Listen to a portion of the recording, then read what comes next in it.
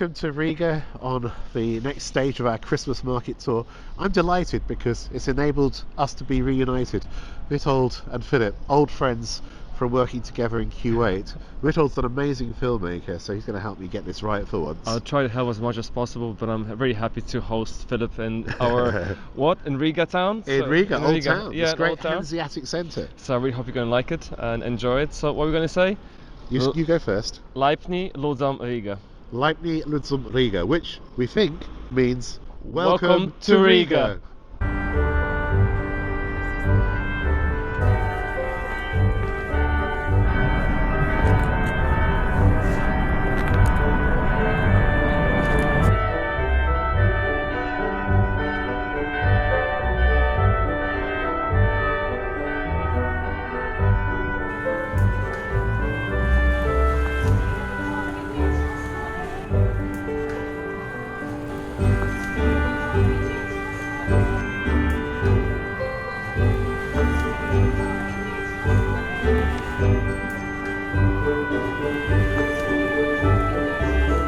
What's it like to be here at Christmas?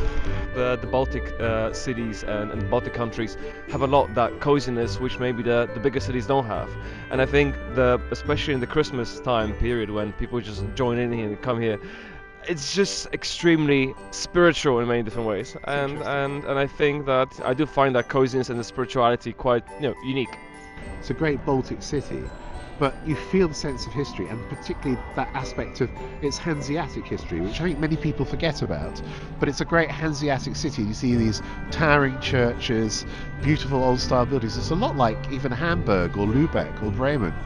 At the same time, you can imagine how it was back in the days. It was quite dark and quite moody, especially like in the medieval times, or like I think it's been Let's be honest. It is a very old city and has a great history. And I think also, but you can see as well on the brick itself. I mean, a lot of brick everywhere is still has been kept the way it is.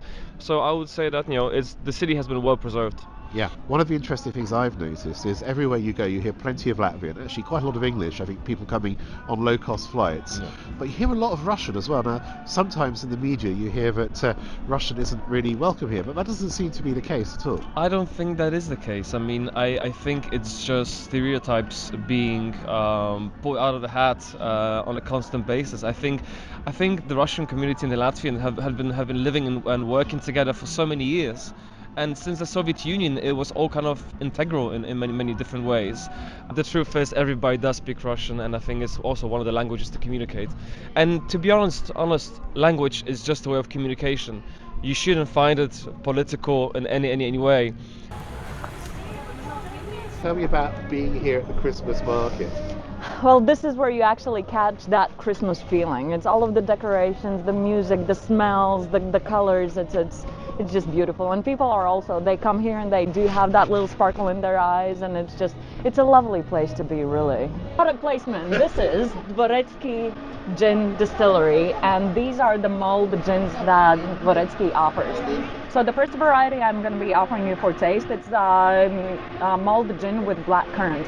I find that the black currant in this combination, if you have had any hot black currant drinks before, then in this case the black currant shows a lot more delicate nuances. It's subtler, it's much more elegant, it's easy on the palate, it's very lovely. This is apple and orange mulled gin. And also all kinds of lovely seasonal spices to go with that. It's a little bit sweeter in its flavors, and what I appreciated about it is that the orange gives you a slight kind of on the back of your tongue, orange peel, slight bitterness of a marmalade to it, so it's just all kinds of delightful. Just black currant, a bit like Ribena. Sip, remember? Sip, yeah. Good, challenging. Enjoy, savor. Wow, it's really good. That's super delicious. It's very, also very super delicious. gentle, actually. Very gentle, actually. The black currant's lovely. It also reminds me a little bit of, I have a cold, and it's perfect for a cold as well. But also the gin. This is a really delicate gin, and the botanical flavours come through the black currant. It's great. It's really good. Delicious. Cheers. Cheers.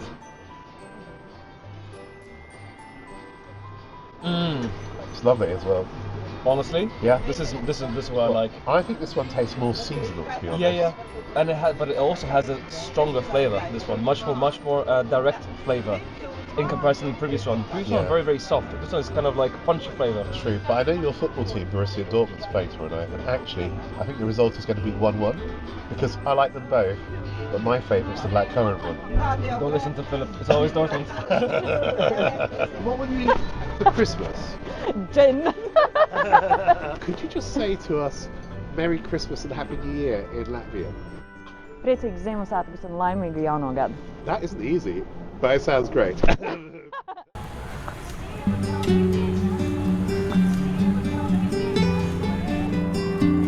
Merry Christmas.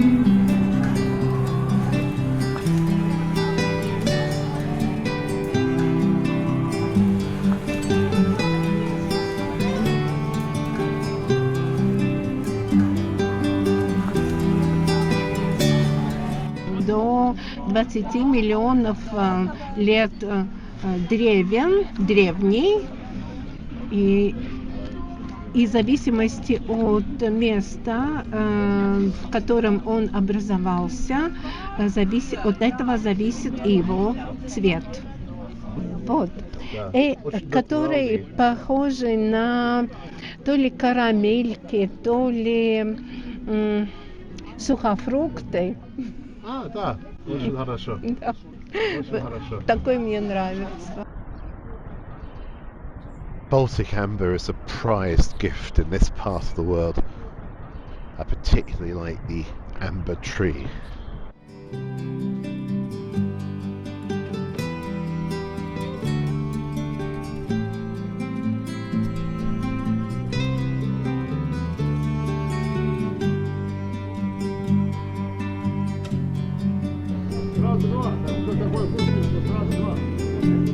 It's always remarkable how the change in light brought by evening time brings so much more atmosphere to a Christmas market, and that sense of coziness as well, and winter warmth through meeting other people and enjoying beautiful mulled wine and other drinks.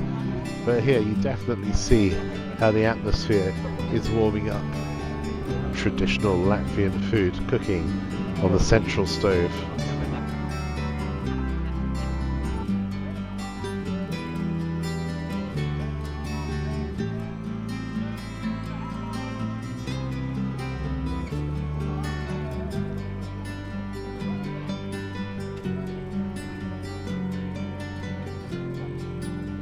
Half of my friend Witold and myself really hope you've enjoyed this tour of the Riga Christmas market. The next stage of the journey is on to Tallinn in Estonia, so I hope you'll join me. It's starting to rain now, so after all these beautiful experiences today, I think it's time to head back to the hotel. And it just leaves me to say Ata, which is Latvian for ciao or goodbye. See you very soon.